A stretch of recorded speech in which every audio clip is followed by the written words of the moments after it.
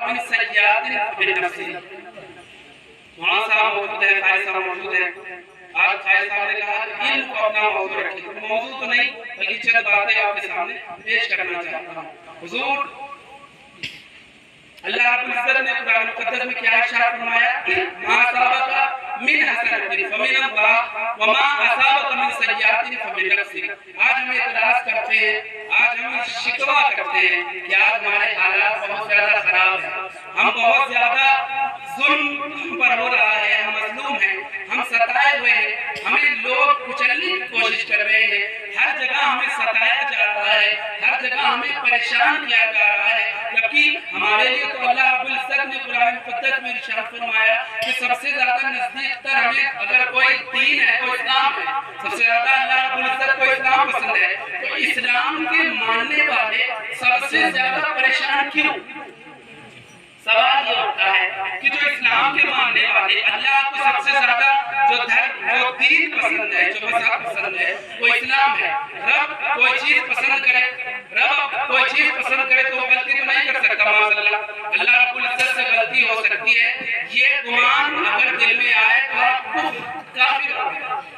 رب تعالیٰ جو کریٹر ہے، جس نے تم کو بنایا، جو خالق ہے، جس نے تمہیں پیدا کیا، اس نے ایک دین کو چوز کر لیا. ہم کوئی چیز چوز کریں، ہمیں کوئی چیز پسند کرنی ہو تو ہم سے غلطی ہو سکتی ہے. ہم اگر جہاں پر وہاں پر سیب خریدیں، سیب کو دیکھیں باہر سے بالکل کوڑا بہترین لگے، ہم اپنے گھر پر لے کر چلے ہیں، لیکن جب ہم اس کو باہر دیں گے تو اندر کیڑا بھی نکل سکتا ہے. کیونکہ ہمارا جو چیک کرنا ہے وہ صحیح نہیں ہے. ہم سے غلطی ہو سکتی ہے، انسان سے غلطی ہو سکتی ہے، لیکن رب سے غلطی ہو جائے نا کیوں تو کہہ بھی نہیں سکتے. یہ کہنا اللہ رب العزت نے کہا روزے رکھو، نماز پڑھو اور سارے احکامات ہمارے پر ہم پر جو فرض فرائض کیے گئے وہ ہم نے نہیں ادا کیے، لیکن کم سے کم مانا کہ 5 فرض ہیں، یہ احکام ہے، سب مانا. ہم کم سے کم ان سے بہتر تو ہے اللہ رب العزت کی کم سے کم کلمے کو تو مانتے ہیں، لا الہ الا اللہ محمد رسول اللہ، اس کو تو مانتے ہیں. تو ہم بہتر ہوئے پھر کیوں پریشان ہیں؟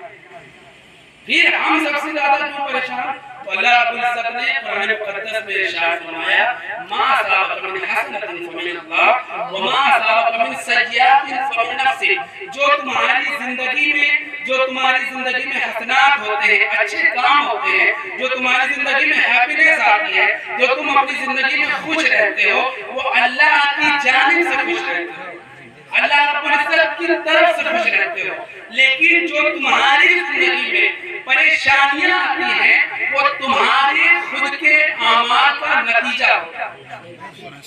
تو ہم نے اپنے اعمال کو نہیں سدھارا، ہم سے غلطیاں ہوئی ہیں، کسی اور پر دوش ڈالنے سے اچھا ہے اپنے آپ میں جھانک کر دیتے. اللہ رب العزت نے قرآن مقدس میں ایک جگہ اور ارشاد فرمایا ان اللہ لا یغیر ما بقوم حتی یغیروا ما بانفسہم. بے شک خدا اس کی حالت کو کبھی نہیں بدلتا، اس قوم کی حالت کو اللہ رب العزت کبھی نہیں بدلتا جو قوم اپنی حالت کو خود بدلنا چاہتی. خدا نے آج تک اس قوم کی حالت نہیں بدلی، خدا نے آج تک اس قوم کی حالت نہیں بدلی، نہ ہو جس کو خیال خود اپنی حالت کو بدلنے کا. ہم اپنی حالات کو خود بدلنا نہیں چاہتے.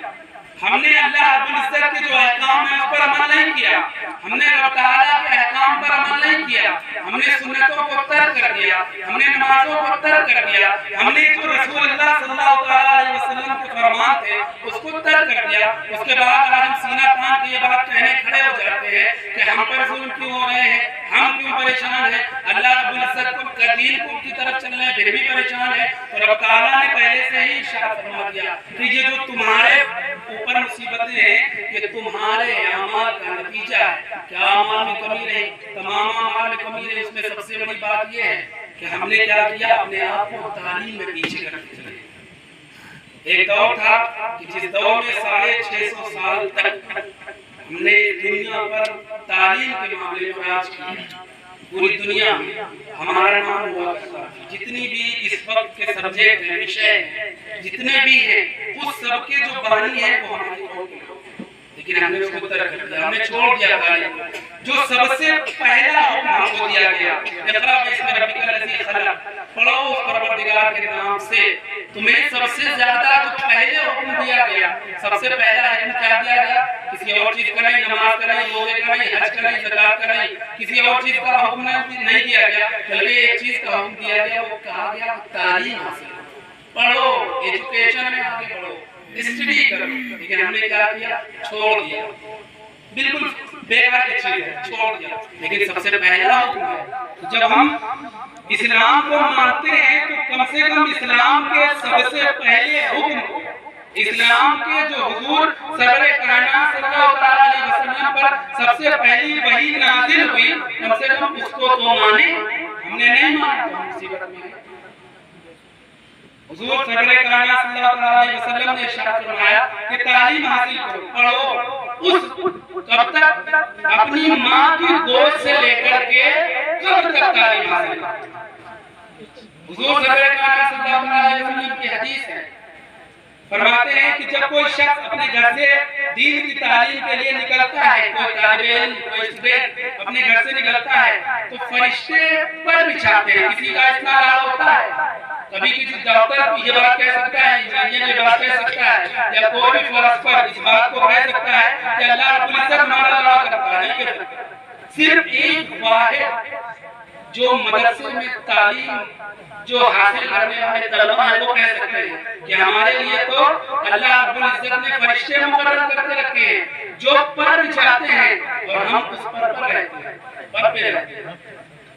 اس کے بعد میں کیا کتنی فیسلٹیز ان طلبہ کے لیے کہ جو سمندر کی مچھلیاں ہیں، حدیث مبارکہ کی ہم آپ کو مفہوم بتانا چاہتے ہیں کہ حضور فرماتے ہیں کہ جو سمندر کی مچھلیاں ہیں، جتنی بھی مچھلیاں ہیں، وہ سب مل کر وہ جو طالب علم جو دین کی تعلیم کے لیے نکلا ہے اس کے لیے دعا کرتی ہے۔ اتنا بڑا مقام ہے طالب علم کا۔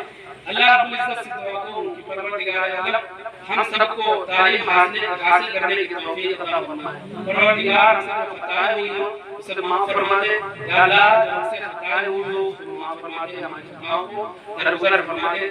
وآخر تفی بہذه الکلمات وآخر دعوانا الحمدللہ رب العالمین۔ السلام علیکم ورحمۃ اللہ وبرکاتہ۔